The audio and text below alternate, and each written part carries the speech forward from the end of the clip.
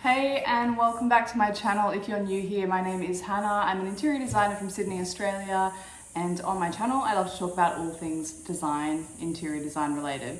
If that's something you might be interested in, feel free to subscribe, follow along, check out some other videos. And with that being said, let's get into today's video.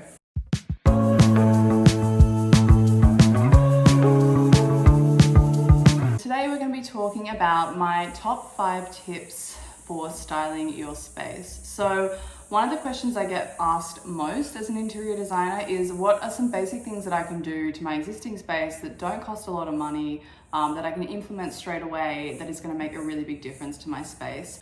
Okay, so my first tip is to cull your items. And what I mean by this is to go through your house or your space, wherever it is, and if you want, just go room by room, because I know it can be overwhelming, to pull out all the items in the space and to create 3 piles. And in doing this, you're going to break down the pieces that you firstly love and that you use quite regularly. The second pile is going to be things that are maybe sentimental or that have some sort of meaning to them and that you don't want to part with. And then the last pile is going to be items that you either hate, you don't use, or you're kind of have an indifference toward. In doing this, you're not only going to free up space physically, but mentally it's going to free up space. It's going to allow you to see the items that you have in your home and the things that you actually use and actually need, as opposed to a lot of the clutter that people have lying around that really just creates unnecessary stress. So that is my first tip, is to get rid of unnecessary clutter and things that you really don't use and don't need. This is going to give you a really good foundation when you're starting to redecorate your space. If you just want to refresh, it's basically a blank canvas that's going to allow you to start layering different elements in your space. Okay, so this leads into my second tip, which is form follows function. So now that you've culled all your items, you know what you've got in your space, you can then start to understand how you actually use your space. So how do you function in it? What rooms do you use the most? What items do you use the most? More importantly, how do you live on a day-to-day basis? In understanding this from like a really small level, this is going to inform the decisions that you make when purchasing furniture and homewares and things for your home. So if you maybe use your dining room a lot because you entertain and you have a lot of people over, understanding that from the beginning is going to say, okay, what kind of table do I want that's going to allow me to entertain people, that's going to be comfortable, that's going to fit a range of different settings, as opposed to, maybe buying a table that you saw an Architectural Digest in a celebrity's home or whatever, that doesn't really fit the need that you have for it. Do you want to have more formal dining chairs or something a bit more casual and relaxed?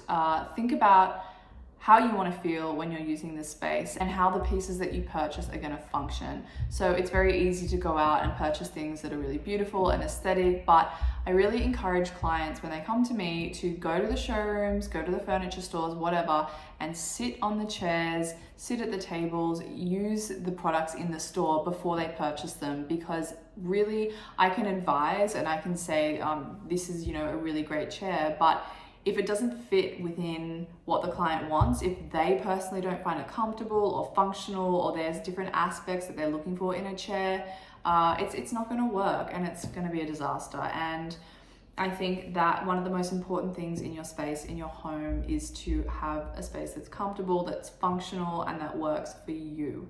So consider that. Consider when you're getting dressed. Do you want to wear something that's comfortable and functional, or are you going to put something on that you hate, that's really uncomfortable, and all you want to do is take it off? The same goes for your home. You should be purchasing things that you're going to get the most out of, that you're not going to end up throwing away, that you're not going to regret buying. And really that's a win-win for everyone. If you purchase things that are going to have a long life, that means we're avoiding purchasing more mass-produced furniture, we're avoiding rebuying things, and it's better for the planet. So remember that one, form always follows function. So my next tip is to consider the layout of your rooms in your home, or if it's in your apartment, your bedroom, whatever it is. We're often limited by the shape and orientation of the room, and we're limited by the size of our furniture. And in many ways, I think this is a really good thing. because it kind of helps you get to the answer faster. What I really recommend people do when they're thinking about the layout of a space is to try different layouts. So maybe for 1 week you have a bed facing the window, for the next week you have it facing something else in your room, and see what actually works for you. I know that it's very easy to get caught up in this whole idea of like feng shui and things should be facing a certain way. And while I am a big believer in that, I think at the end of the day, you've got to do what works for you. So I really encourage people to move their furniture around, see what works for them, and think about the functionality of the space and how you want to use it. For example, if you entertain a lot in your living room, think about how you want people to interact in that space. What do you want to create there? What moments are you looking to create? Do you want to have sort of conversational areas where you have a little nook with some like armchairs? Do you want to have a coffee table that people can sit on? Think about those really casual elements. Sorry, I think someone's banging a rug or something. Anyway, like think about the couch that you purchased. Do you want to have big arms on it so that people can sort of lean on the couch as well? It's these really small details that are going to allow you to understand, one, how you want the space to function, and two, what sort of pieces you want to buy and how you can create the perfect layout. Again, throughout the seasons, the light changes. In winter, it's obviously gets a lot darker earlier. In summer, we have longer days. So play with the orientation. Don't be afraid to move it around. It's going to give your space a refresh every time you do it and really just give you a chance to get the most out of your space. Another thing that I would say when it comes to layout is try to assign each room to one particular function as opposed to having multifaceted rooms. So for example, keep your bedroom just for sleeping. I wouldn't encourage people to have like a desk in their room unless of course you're sort of renting and you only have a bedroom. In that instance, I would consider maybe keeping the desk as far away from the bed as possible.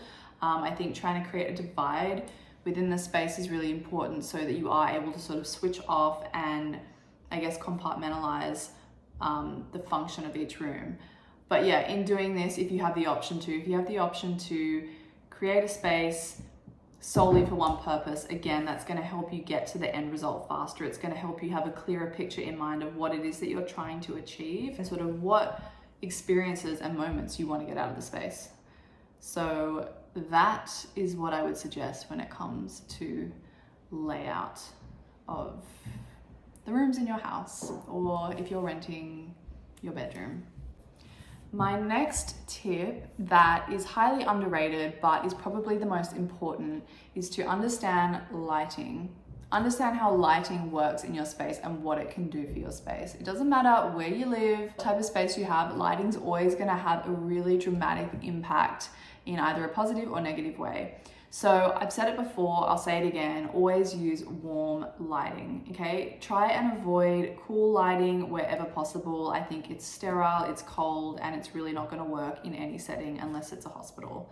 Warm lighting is going to make your space feel a lot richer. It's gonna enhance the colors. It's gonna give it a really beautiful orange, sun-soaked feeling. And as humans, we're really sensitive to our environment, especially light and sound. And if you have the opportunity to control light in some way, I highly recommend considering installing dimmers if you can. You can buy them from Bunnings or IKEA and easily install them. This is gonna allow you to use light in different ways. So for example, if you're in the kitchen and you're cooking, okay, you need functional bright light. But if you then are finished with the kitchen and you're eating dinner, or you're in the living room and you want to have a bit more of a soft, moody aesthetic, you can dim the lights, and that is going to create a huge contrast to having just stark white lighting that you can't control. Consider the different directions of light. So what I mean by this is, can you have various sources of light from a floor lamp or a table lamp, a wall sconce or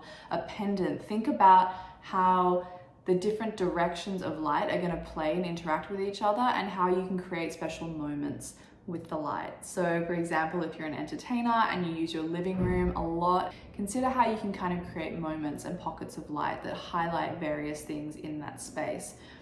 People are drawn to light, they're drawn to the warmth that we get from light, and having the ability to do that in a really easy way is gonna, again, make a really big difference to how you feel and how other people feel in your space. So I've said it before and I'll say it again, lighting is key. Okay, my last interior design tip when recreating your space is to stay true to you. I've said it before, so many times people come to me and they say, I saw this in a magazine, I saw this in Architectural Digest and I have to have it because blah blah has it. And I'm like, okay, it's nice, but is it really you? If you like it, let's get it. But if it's solely for the purpose of aesthetics and for having like what's hot now or what's on trend, avoid it if you can. Because again, like I've mentioned before, you're going to end up hating it, you're going to end up regretting it, and more often than not, you're probably going to spend a hefty amount of money on something that could have gone towards multiple pieces that you actually love. So I think it's always okay to draw inspiration from celebrities' homes or influencers or different sources of inspiration. I think that's good. I think it's really good to do your research and look around and see what you actually like.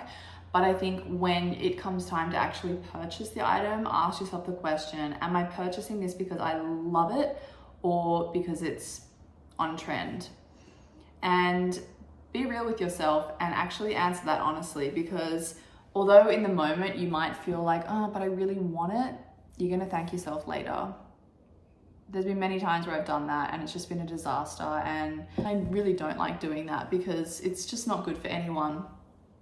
So that is my last piece of advice, is to stay true to you and stay true to the things that you really love. The colors that you love, the materials, the types of furniture, the style. Don't go with what's hot right now, go with what's hot right now for you. I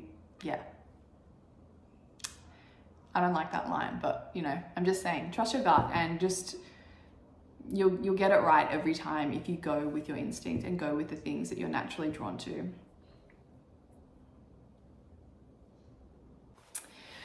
Anyway, guys, that's my spiel, and those are the tips that I have that I get asked the most, and things that you can kind of implement really easily on a regular basis if you want to. I think that it's something really easy that you can do and something that I do very often. So give it a go and let me know how it works out for you. If you have any feedback, if you have any questions, if you need further advice, just leave it below in the comments and I will get back to you for sure.